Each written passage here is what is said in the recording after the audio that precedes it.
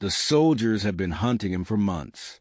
Across the vast provinces of imperial China, officials carried his description: a foreign priest who refused to flee, a man who baptized in secret, who slipped through villages at night, who strengthened converts even as a penalty for doing so was death.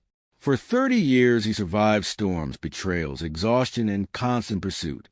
But one morning, weakened, ill, and unable to run any farther, François-Régis Clet was captured, dragged before a tribunal, condemned as an enemy of the state, and sentenced to die by slow strangulation. He did something that stunned even his executioners. He forgave them. This is the story of the quiet missionary who shook an empire and chose the cross when escape was still possible. On August 19th, 1748, in the ancient city of Grenoble, Claudine Clet labored to bring another soul into the bustling Clet household. The midwife worked through the summer heat while outside. Her husband Césaire paced anxiously. He was a practical man, part farmer, part merchant, whose hands bore the calluses of honest work, and whose ledger showed the modest success of diligent enterprise. But on this day, numbers and accounts meant nothing. This would be their 10th child, and there would be 5 more to follow.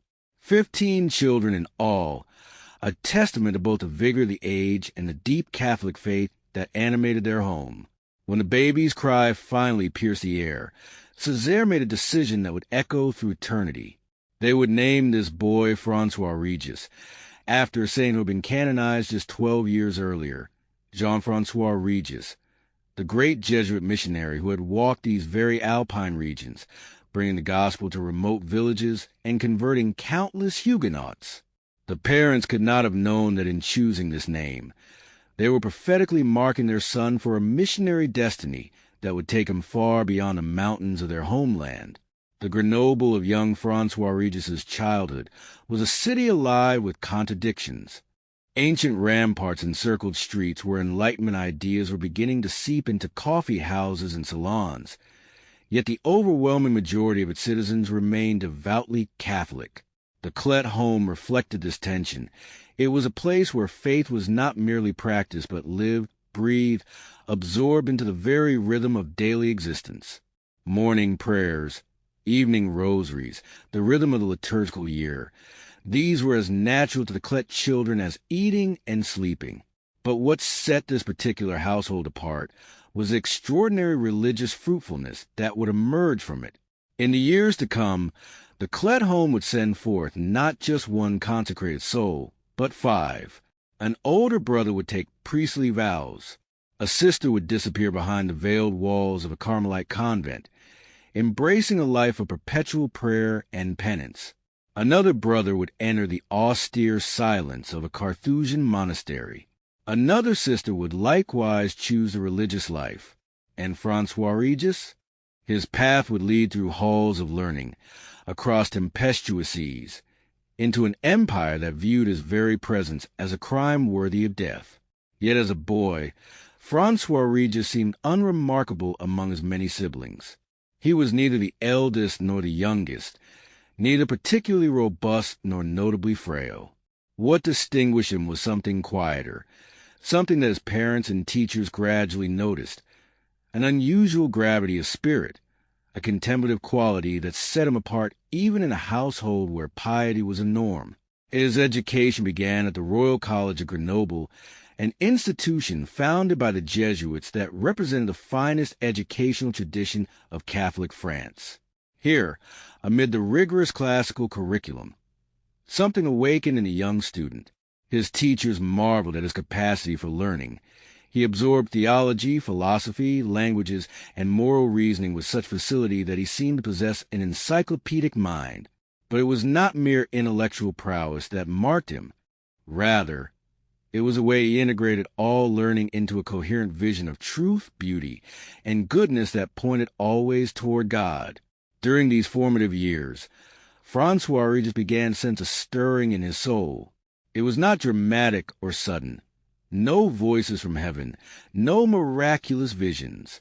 Instead, it was like a quiet stream slowly carving its channel through rock, persistent and inexorable. He watched his older brother prepare for the priesthood. He observed his sister's joy in giving themselves entirely to Christ. And in the depths of his heart, a question formed. What does God want from me? The answer came gradually, like dawn breaking over the Alps. By the time he completed his studies at the Royal College, François-Régis knew with certainty that he was called to religious life. But to which community? The Jesuits who had educated him?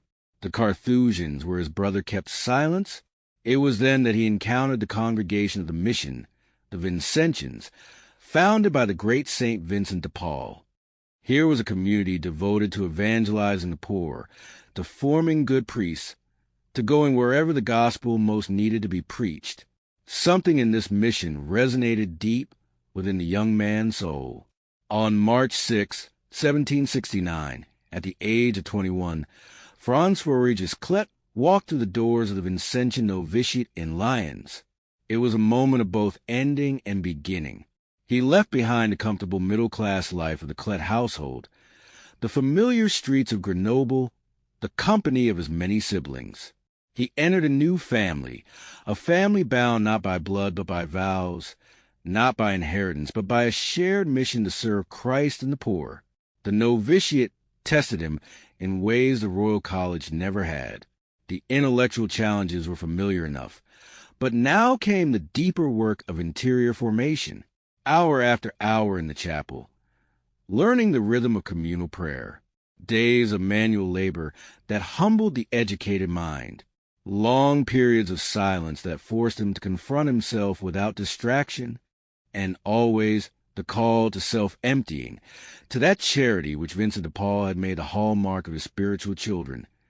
The charity of Christ crucified urges us. On a spring day in 1771, François-Régis made his final vows to the congregation of the mission. He bound himself by poverty, chastity, obedience, the three evangelical counsels that would henceforth define his life. 2 years later, in 1773, he was ordained to the priesthood.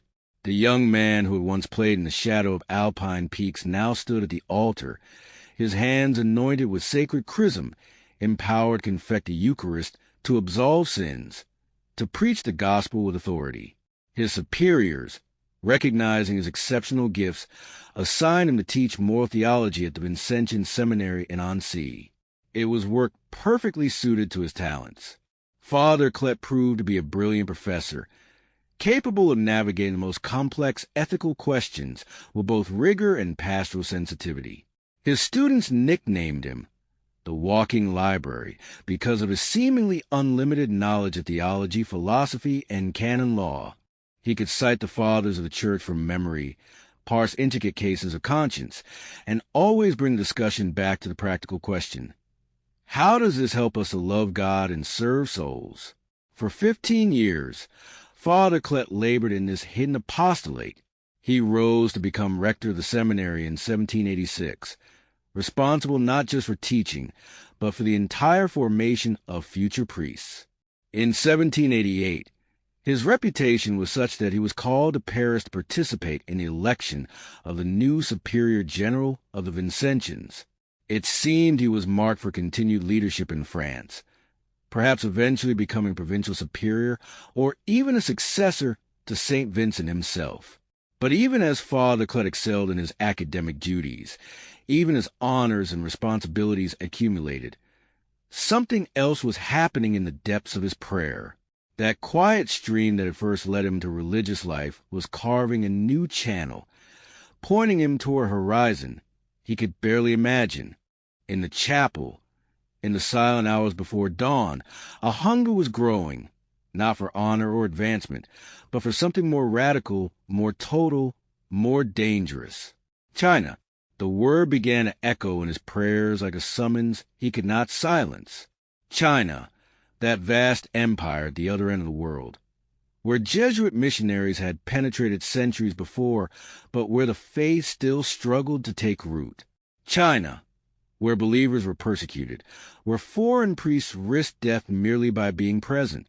China, where millions of souls had never heard the name of Jesus Christ. Father Clet began to petition his superiors. Let me go to China. Send me to the missions. I wish to give myself completely. But the answer came back again and again. No, you are too valuable here. We need your teaching, your leadership. The missions are for others. For years he submitted to these refusals, bowing his head in obedience even as his heart burned with missionary longing. He continued his duties at Annecy, continued forming seminarians, continued his quiet life of prayer and study. To all outward appearances, he had accepted his lot, but in the hidden chamber of his soul, he never stopped praying for China. And then, in 1789, the world erupted.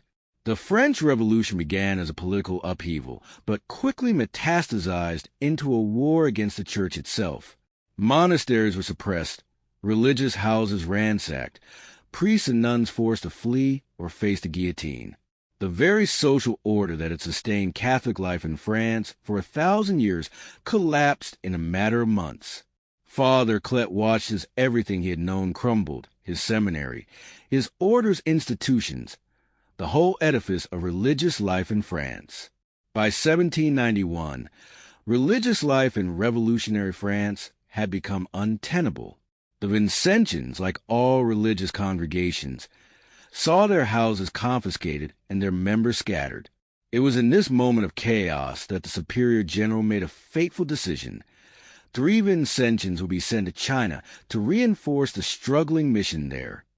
And when one of the chosen priests had to withdraw at the last minute, Father Clet's name rose to the surface. Finally, after years of petition and prayer, the answer was yes. Father Clet was 43 years old, no longer young by the standards of the age.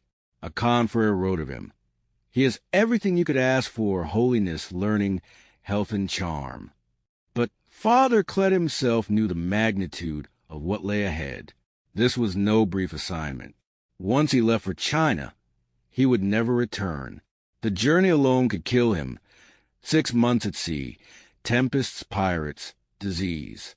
And if he survived the voyage, he would enter a land where his very presence was illegal, where discovery meant imprisonment, torture, death. He wrote to his sister Marie-Therese, asking her to help finance the journey.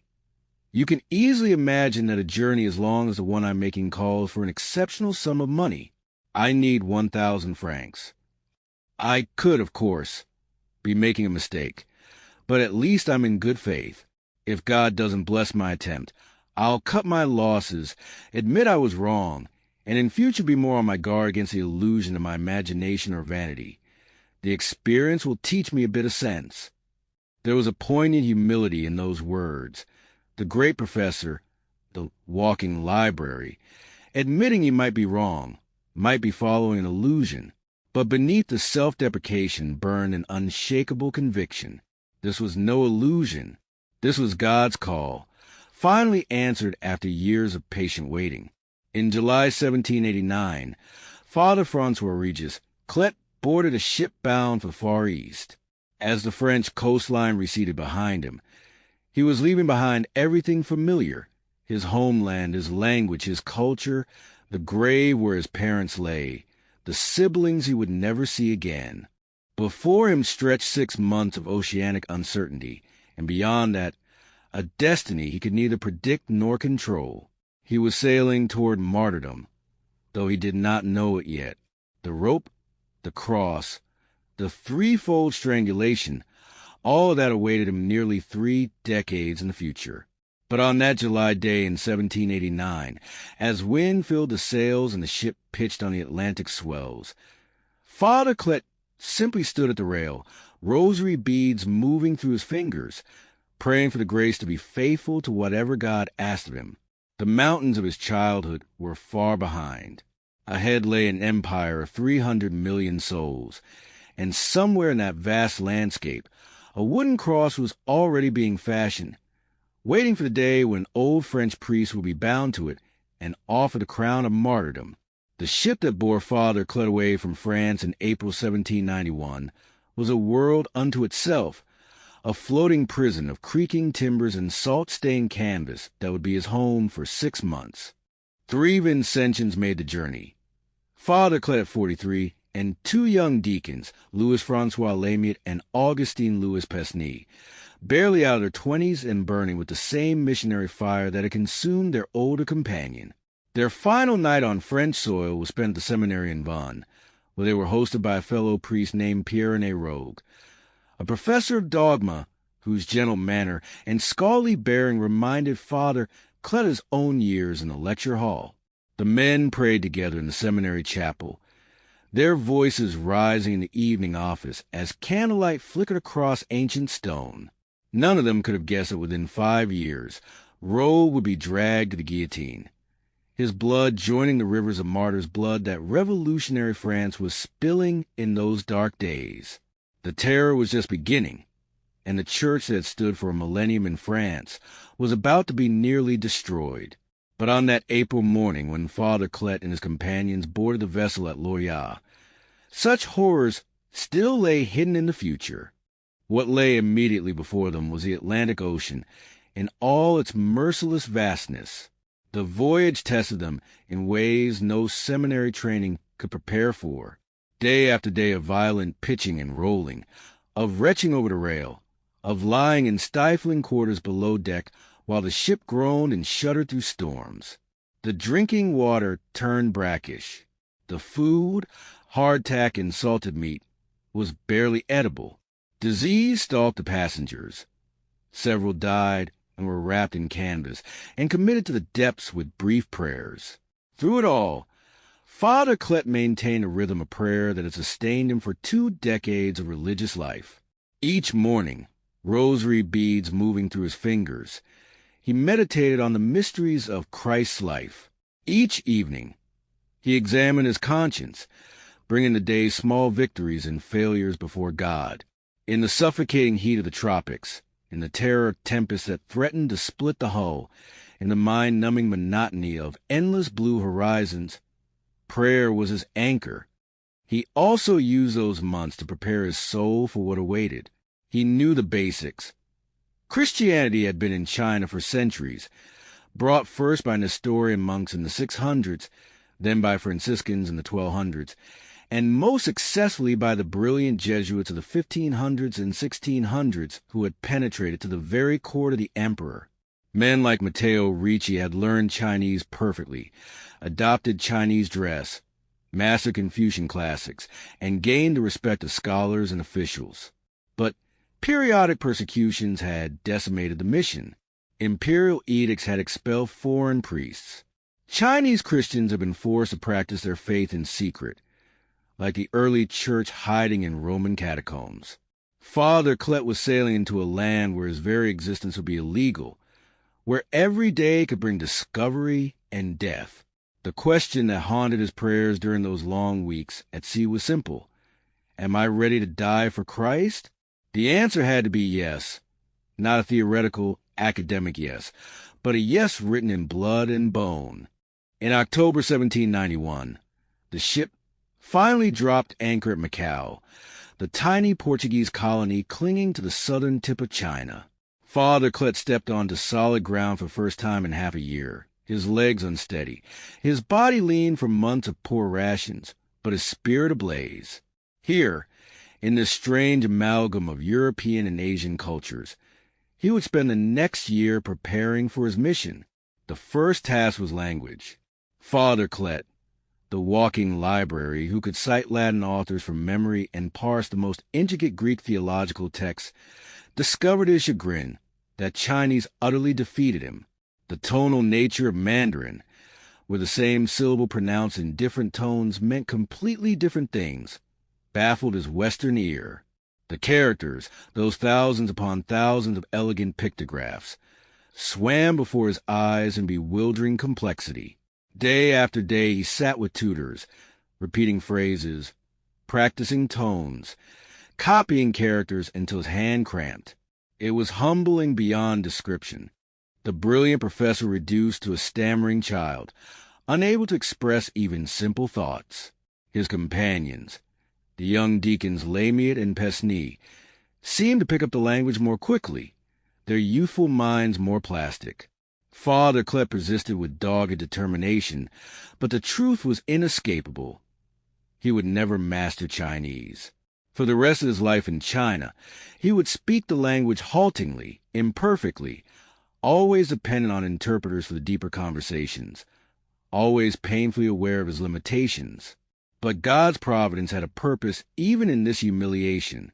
The missionary who could not dazzle with eloquence would have to rely on something more fundamental: the witness of his life, the power of the sacraments, the love visible in his every action.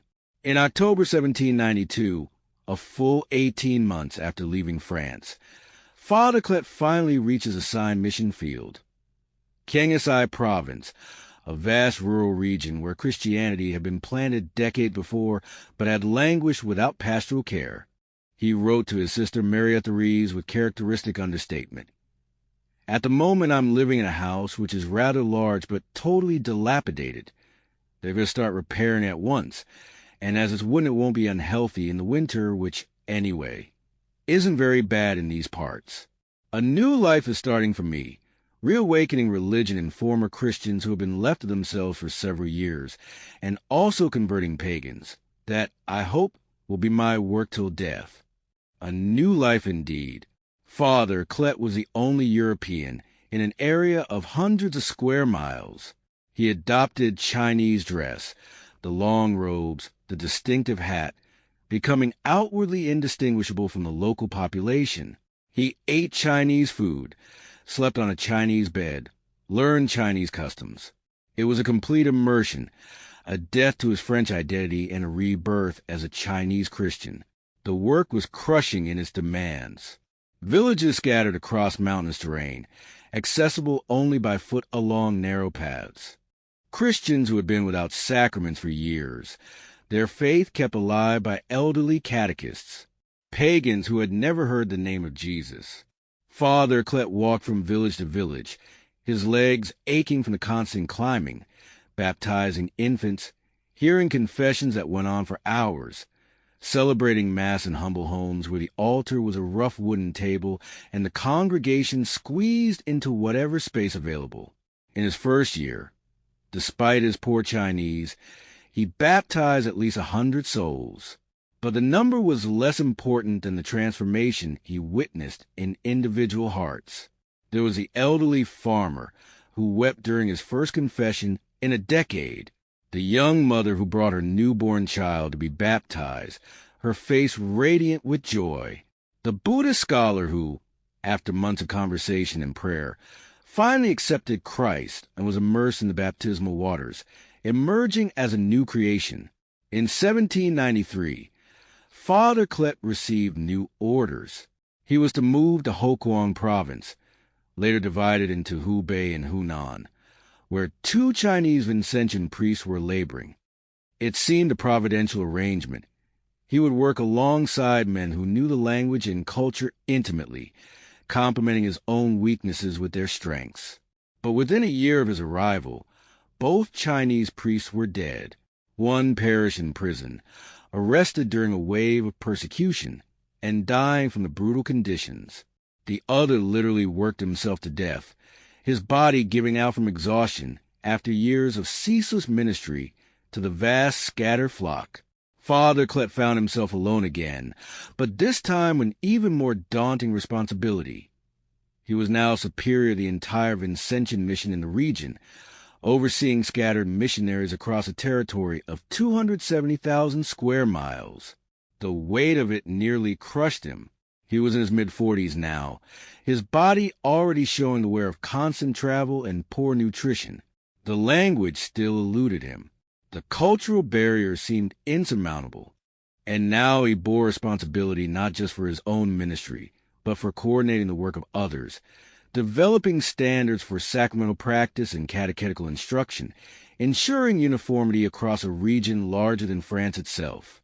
He could have despaired. Instead, he turned to the only source of strength that had never failed him: prayer. In the pre-dawn darkness, before the demands of the day descended, Father Clet knelt in whatever humble dwelling sheltered him and entered into the presence of God. The Eucharist became his daily bread in the most literal sense, not just spiritual sustenance, but the source of actual physical strength to continue. Meditation on Christ's passion reminded him that suffering united with divine suffering became redemptive, transformative. His letters reveal a man of joyful austerity. As one contemporary described him, a deep serenity born of union with God, even amid the harshest conditions. He warned his fellow missionaries against indiscreet zeal, which tries to do everything at once, a thing which speedily ruins the health of missionaries and reduces them to inactivity. He had learned through bitter experience the need for balance, for pacing, for recognizing human limitations while trusting in divine power. The years blurred into each other. 1795, 1800, 1805, 1810. Father Clet aged from a middle-aged man to an elderly one, his hair going white, his back becoming stooped from the constant walking. But the work went on. Souls were saved. Communities were built. The faith took root in hearts that had never known Christ. He established schools, trained catechists, organized the scattered believers into functioning communities with regular sacramental life. And always there was danger. Imperial edicts against Christianity came and went with bewildering unpredictability. Sometimes the local mandarins ignored the priests, looking the other way as long as the Christians caused no trouble. Other times, waves of persecution swept through, and Father Clet would have to flee to the mountains, hiding in caves or remote farmhouses, celebrating Mass in secret at night with a handful of faithful Christians who risked their lives to receive the sacraments. In 1811, the situation deteriorated sharply. A Chinese Catholic was arrested, and documents revealing the network of priests and communities were discovered. Suddenly, Christianity was linked to political sedition. Believers were accused of plotting rebellion against the dynasty. An imperial edict demanded that all Chinese Christians publicly renounce their faith. Foreign priests were ordered to leave the country immediately. Father Clet refused to abandon his flock. He went into hiding, but he continued his ministry, moving constantly, never staying in one place long enough for the authorities to track him down. In 1812, soldiers raided the church and school he had established. They destroyed everything.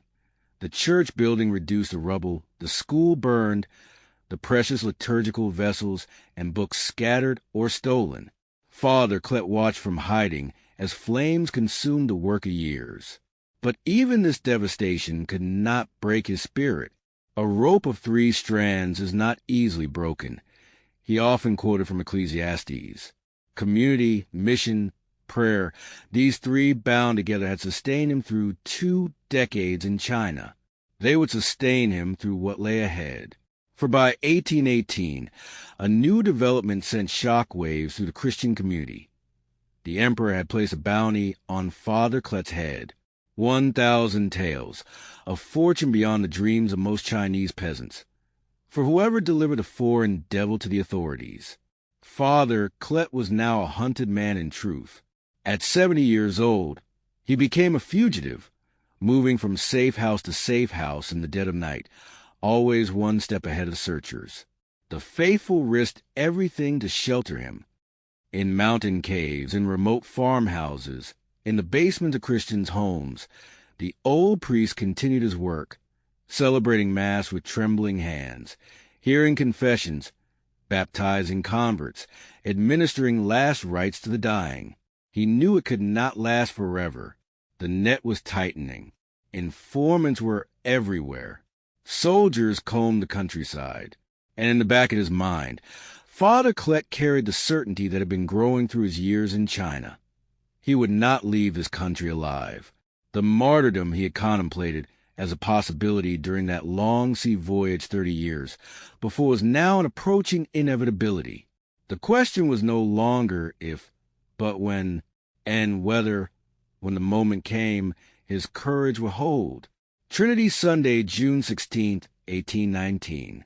The morning sun had just cleared the mountains when soldiers surrounded the house where Father Clet was hiding.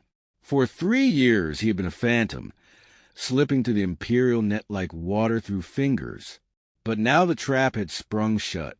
The betrayer was a man Father Clet knew well, a Catholic schoolmaster whose name would be lost to history, but whose treachery would echo through eternity. This was a man who had taught Christian children their catechism, who had knelt for confession, who had received the Eucharist from the priest's own hands. But scandal had crept into his life like rot into timber. When Father Clet confronted him, gently at first, then more firmly, the schoolmaster's humiliation curdled into hatred. And when the imperial authorities dangled 1,500 taels before him, a fortune that could transform his life, the choice was made. The soldiers burst through the door just as Father Clet was preparing to celebrate Mass. He was 71 years old now, his once vigorous frame bent by decades of hardship, his white hair stark against his Chinese robes. When he saw the armed men flooding into the room, he felt no surprise, only a strange calm settling over his soul. This moment had been approaching for years, decades, even, perhaps since that day in 1791 when he first stepped onto Chinese soil. The family sheltering him cried out in terror as soldiers ransacked the house, overturning furniture, smashing pottery, searching for evidence of the foreign devil's corruption. Father Clet stood quietly, his hands folded, his lips moving in silent prayer. When a soldier shoved him roughly, demanding his name and purpose, he answered in his imperfect Chinese, "I am a priest of Jesus Christ. I have come to preach the gospel." They bound his hands behind his back with rope that bit into his wrists. They placed a heavy wooden collar around his neck, a cane that forced him to walk bent forward, unable to lie down or rest. And then they dragged him into the street, where a crowd had gathered to watch the foreign devil's capture. What happened next was choreographed cruelty, designed to break not just the body but the spirit. 4 or 5 weeks in that first prison at Nanyang, Father Clet endured tortures that would make strong men weep.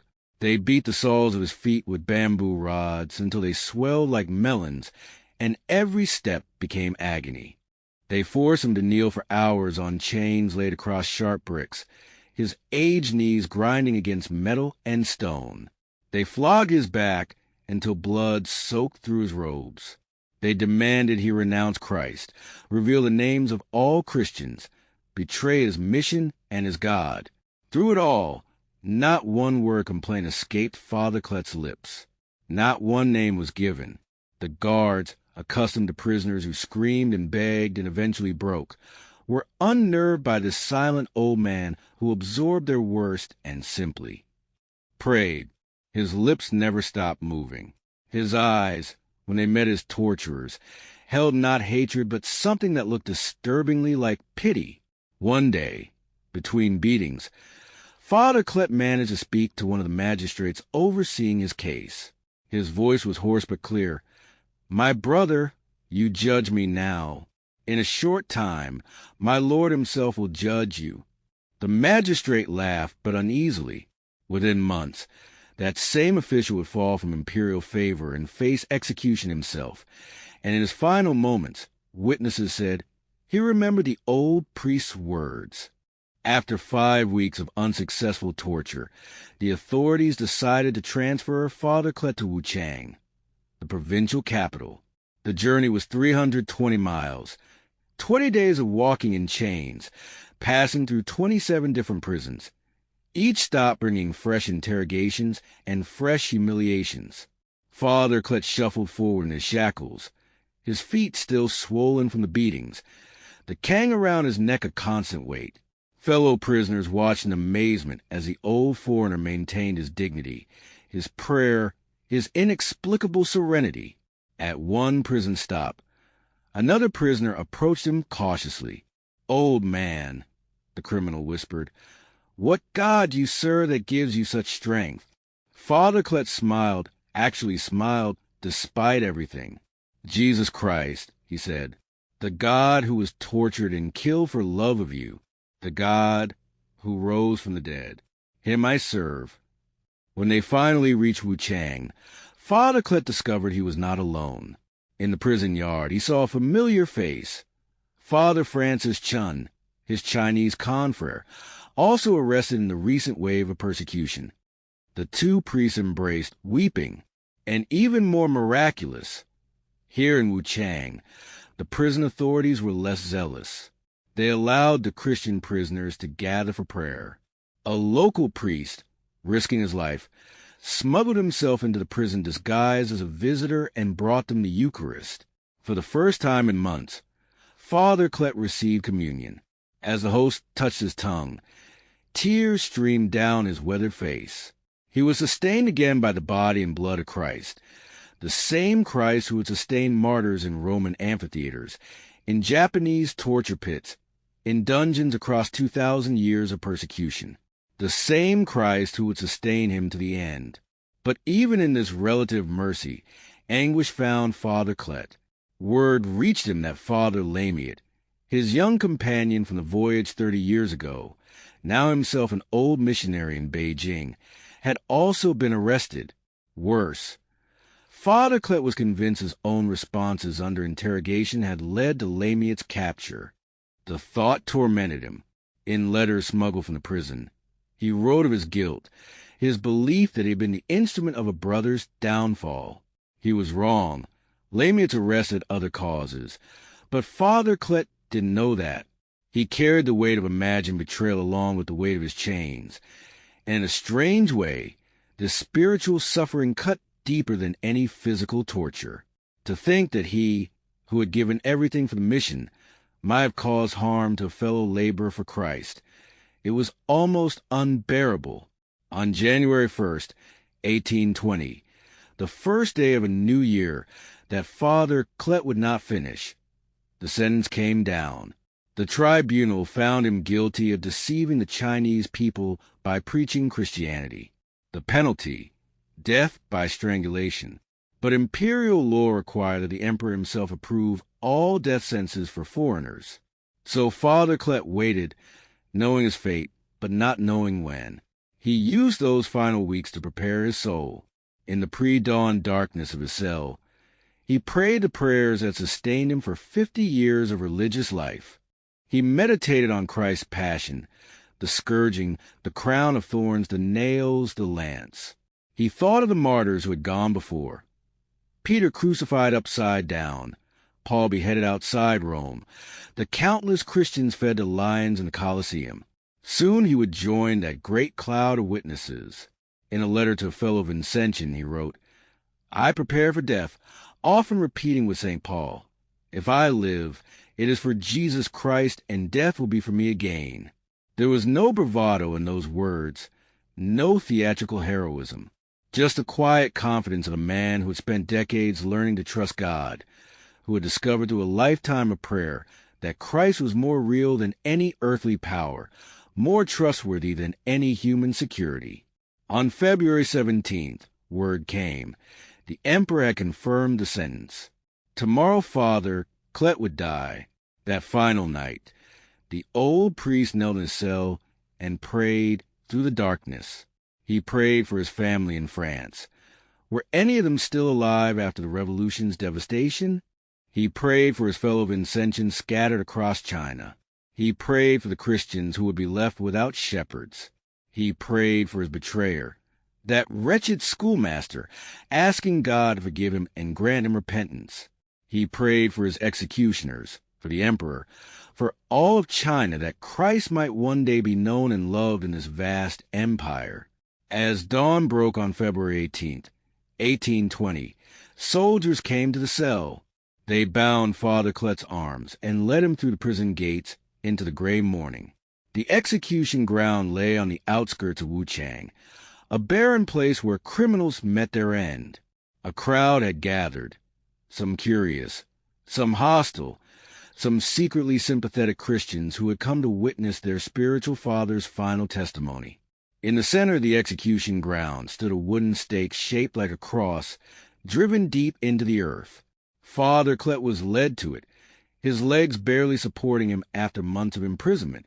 2 executioners tied his body to the crossbeam, his arms outstretched in an unconscious echo of Calvary. A rope was looped around his neck. For a moment, everything was still. Father Clet lifted his eyes to the gray sky above. His lips moved in prayer, though no one could hear the words. Perhaps he was reciting the Hail Mary, the prayer he had said thousands upon thousands of times. Perhaps he was simply saying, "Jesus, I trust in you." The executioners pulled the rope tight.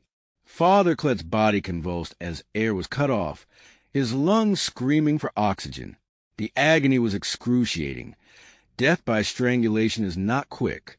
But then, following the traditional Chinese method of execution for criminals, the executioners did something calculated to maximize suffering. They relaxed the rope. Air rushed back into Father Clet's lungs. For a moment, he could breathe again. Then they tightened the rope a second time. Again the convulsions, the desperate struggle of a body fighting for life even as the spirit prepared for death. Again the rope was relaxed. Father Clet gasped, his aged heart hammering, his mind perhaps growing dim with oxygen deprivation. The third time, the executioners pulled the rope tight and held it. Father Clet's body shuddered, jerked, and finally went still. The threefold death agony was complete. At 71 years old, after 29 years in China, the walking library from Grenoble had breathed his last. The crowd dispersed. The executioners cut down the body and prepared to bury it in the criminal's cemetery, the final humiliation for enemies of the empire. But as darkness fell, a group of Chinese Christians, risking arrest and death themselves, crept to the burial site. They exhumed Father Clet's body and carried it by night to Red Mountain, where they buried him properly in Christian ground, with prayers and tears and certainty that this was not an ending but beginning. The blood of martyrs, Tertullian wrote, is the seed of the church. Father Clet's blood had watered Chinese soil. In the decades and centuries to come, Christianity in China would endure wave after wave of persecution, suffering that would dwarf even what Father Clet had witnessed. But it would not die. The seed had been planted too deep. On October 1st, 2000, Pope John Paul II canonized François-Régis Clet along with 120 other martyrs of China, declaring to the world what the faithful had always known, that this quiet professor who became a hunted fugitive, this imperfect speaker of Chinese who, nonetheless preached Christ perfectly through the witness of his life, this old man who died with a rope around his throat and a prayer on his lips, he was a saint. His remains now rest in the mother house of the Vincentians in Paris, returned from Chinese soil to French soil, completing a circle that began when a middle-class boy from Grenoble heard a call to follow Christ to the ends of the earth. And that call, echoing across centuries, still asks the same question of every Christian: how far will you go for love?